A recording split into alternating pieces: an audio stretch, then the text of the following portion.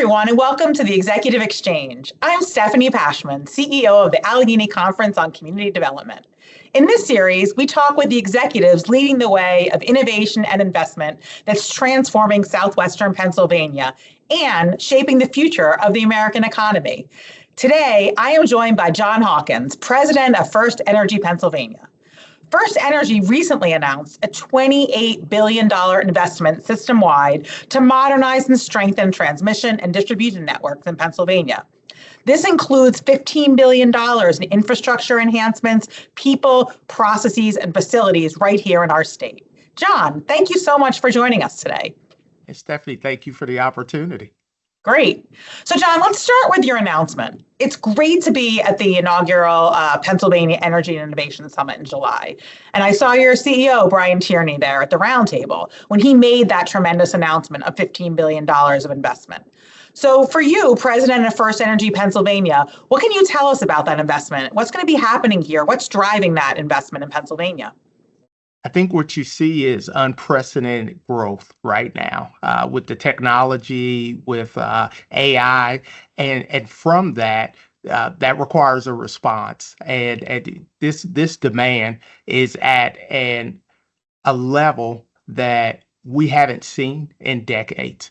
And so for us, we have to invest in our system. You know, you hear a lot about generation, but there also needs to be investment in transmission and distribution. So what you heard about at the Energy and Innovation Summit was our plans for investment over the next 5 years through 2029 of about $15 billion, just specifically here in Pennsylvania, so we can enable that level of demand and growth that we're seeing. Pennsylvania is a great place for investment. I think that was highlighted, by Senator McCormick. And then, you've also seen some of the policy decisions by the governor, to help with permitting, to help with a sites program that offers funding. I mean, so Pennsylvania is strategically in a great place to be, for economic development and for investment, which we're seeing with the demand that's being requested. Yeah, I mean, it sounds like you have a pretty strategic plan across a variety of fronts to bring up this investment. Can you talk a little bit more specifically, what kinds of things will we see that money going towards? And what are some of the timelines and what will we see the result of all this investment in FirstEnergy? Yeah, so some of the work and some of the items that we'll be investing in, we need to build a stronger and more resilient grid. I think as you see some of these technology companies moving in, their expectations is for continuous power, and no different than our customers and so our residential customers. So for us, upgrading our infrastructure, both in the transmission space as well as the distribution space. That means larger poles, that means larger wire to be able to carry more power. And then we're also including automation. As things happen, and we know things do happen, we're seeing more frequent weather, more frequent events. We need to be able to respond, and that's that resiliency piece. So we're adding automation to our system, adding more tools for our control centers to be able to have more operational abilities and capabilities to be able to respond in real time, to be able to reroute power where needed, and keep things flowing. One thing, Stephanie, I'll tell you. For us, we provide life-sustaining, electricity and power for over 2 million customers here in Pennsylvania. So we understand what that responsibility is, operating within 56 of 67 counties. So a large amount of responsibility here in Pennsylvania. And so this investment for us is critical and will help us to be able to meet the expectations of our customers. Yeah, and one of the things I know about energy demand in Pennsylvania is that you have to move quickly on this because it's only getting more intense every day. And I assume this is a pretty swift project on your end.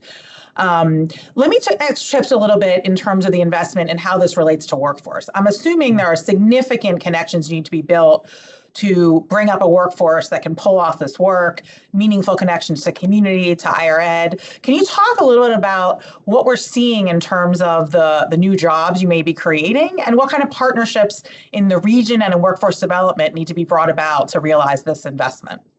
Yeah, I think, Stephanie, for us, as we noticed the increase in demand, we started to think about the workforce because you have to have a workforce to be able to execute on these type of plans. I will tell you, we have strong partnerships with our unions, both the IBEW and the UWUA. So things start there. And I'll tell you that over the past year and a half, we've had to revamp our internal apprenticeship program. We have a new apprenticeship program that we started off with a pilot last year. This year, we're rolling it out. We've already started the hiring, but that really allowed us to get more in lockstep with our internal partners, the unions, where they're supporting the recruiting. They're also helping us with the hiring, with the testing of the candidates. And one thing that we really wanted to focus on is making sure that as we're recruiting now, that we're actually recruiting locally.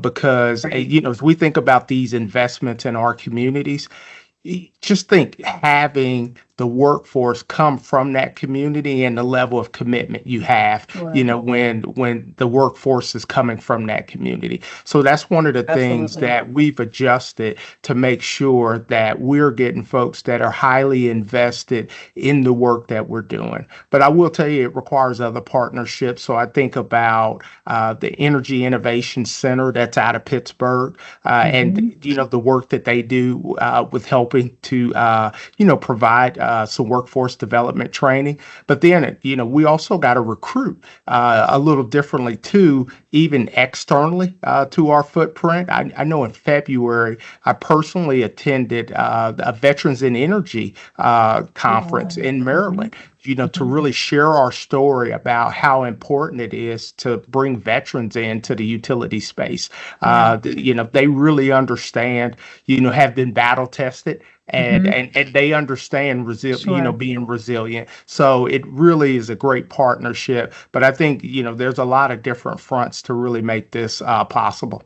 Terrific. John, just digging down a little deeper into this apprenticeship that you moved into and that you adopted, can you talk a little bit about some of the different skills and requirements and why that evolution had to happen in that program? Yeah, our previous program, Stephanie, it was kind of, it was 2 years where we partnered with some community colleges, and you kind of went to school, and then during the summer is when you kind of got that OJT training. Sure. Well, we saw that we had to really focus on that OJT a little bit more. So now one of the biggest adjustments we made, in partnership with our unions is that they will be handling a lot of that on the job training up front from the beginning, so we could try to get folks trained a lot quicker and out there to be able to handle a lot of this increased work and demand that we're seeing. So it required those adjustments. I'll tell you, the skill sets we're seeing. These are great careers, for folks with a high school diploma. I know we talk a lot about college, but these are great careers that you can retire from. You can take care of your family. You can put your kids through college. These are great opportunities. Now, one thing I will tell you, you can't be scared of heights. So I know a lot of people see our trucks out there and they think, hey, they don't have to climb poles anymore. But I do want you to know there are a lot of poles that are still in the rear lots and, that our trucks can't get to. So you have to be great with heights. And then, someone who's really committed, because when the storm comes, that's when we come, right? And it requires a lot of commitment. And I really appreciate our teams and the dedication that they have to our customers, because they spend a lot of time away from their families. And we really appreciate that. Absolutely. That's wonderful. And to hear the level of commitment you have in making sure those careers happen and in investing in creating more hires, more apprenticeships and good paying, meaningful careers. That's really wonderful. A wonderful story to hear. So let me shift gears to about the Allegheny Conference. So as you know, we have been betting on energy as the key to our economic future here in the region. And we also believe we're uniquely positioned to provide the energy resources businesses need and to unlock some potential through our energy economy. Can you help me understand how you can connect FirstEnergy's investments to unlocking this potential? And how can this state really leverage energy resources to fuel growth? Yeah, there's a few things there, Stephanie. When I think about FirstEnergy and our footprint, so that's that infrastructure, that's that transmission and distribution infrastructure. But then I think about the natural resources that are here within Pennsylvania. The shale gas supply that we have, the vast land that we have within Pennsylvania, the water. I mean, this is prime real estate, which was highlighted at that Energy and Innovation Summit. This is prime real estate for investment and for growth. And as we think about advancing this AI technology, we want to be leaders. I'll tell you, you think about Pittsburgh and the steel industry and how it was out in front, and a leader in that industry, but then also the shifts that have happened where they became a leader in technology. You think about Carnegie Mellon, you think about the University of Pitt. There is a lot of technology here. There's a lot of research here. It makes it a great place, here in Western Pennsylvania to be able to invest. We have talent. They're very tech savvy. All these things play a factor. And then when you think about our federal, state, and local leaders, how they become aligned on what needs to happen, permitting the sites program, and then, making sure everybody understands, how investment will be supported. I think all of those things play a role in bringing new development here to Pennsylvania. So I think also our partnership with the Allegheny Conference, we've worked with you for a while, and you sure have. and that partnership is key. And as developers and clients come in and they have a lot of questions, you guys help walk them through that process. And that involves us being at the table, being able to answer questions quickly. A lot of these requests require studies. So, us just working through that process together. I think the biggest thing is communication and making sure that we all stay aligned and really understand that the end goal is further economic development here in Pennsylvania and the Commonwealth. Absolutely. So let's talk about that a little more. I mean, we know we have record deal flow this year in Pennsylvania, even before the summit happened. And so when we get these announcements, that's a great step, but we got to actually make these investments yield, right? You mentioned the conference playing a role. You know that there's a whole ecosystem of organizations, and including the public sector and other companies and other institutions that help guide these. Can you talk more specifically, what roles can an organization like ours play, and how do the people of Pittsburgh really contribute to bringing these deals to life? I think, what I've seen is having a playbook. I think, expediency is what developers are looking for. And they want to come in and they want to understand, where they can make their investments, where they can get a return on their investments. Do we have what they need? And they want to kind of find that out pretty quickly and in short order. And I think you having a playbook, enables that and helps them to get there. And so, and then also being that funnel where they can work through you and your team to be able to get to, all of the other stakeholders that are needed for these type of investments to really, come to fruition. I think that's that piece that, ties the Allegheny Conference, in, and because you help bridge that gap, the great people that you have. I know Matt Smith, Patty, everybody leaning in to make sure that, we move things forward. Yes. Well, thank you for that, John. I actually would say, we like to think we have a really clear value proposition here in Pennsylvania. But I also know that you just moved here yourself not that long ago. So on a personal note, what are some of the favorite things you found in Pennsylvania? And give us a little sense of what it's like to actually live here. Well, I'll tell you, I've been down south for a number of years, for the past 12, 13 years. So it's actually good to see four seasons again.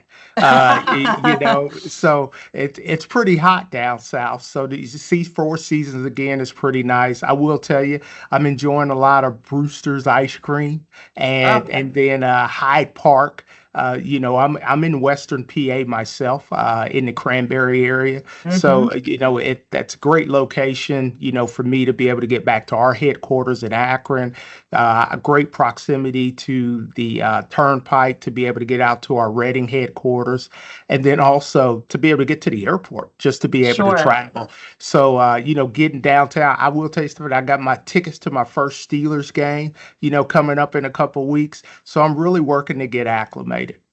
I won't ask you who your first team of love is. I'll just assume that you've become a Steelers fan. So we'll hope they bring home that win for you. Yeah. So, John, it was really a pleasure having this conversation. I just want to thank you for joining us. And more importantly, thank you for FirstEnergy's investment in the region and the state. We're really excited to see what you will continue to build here. And we very much appreciate your partnership at the Allegheny Conference. And Stephanie, thank you for the opportunity to talk about our investments and why this is so important. And again, we appreciate your partnership at the Allegheny Conference and look forward to working with you in the future. Wonderful. And thank you all for watching the Executive Exchange. Be sure to follow the Allegheny Conference for more conversations with leaders shaping our region's future. See you next time.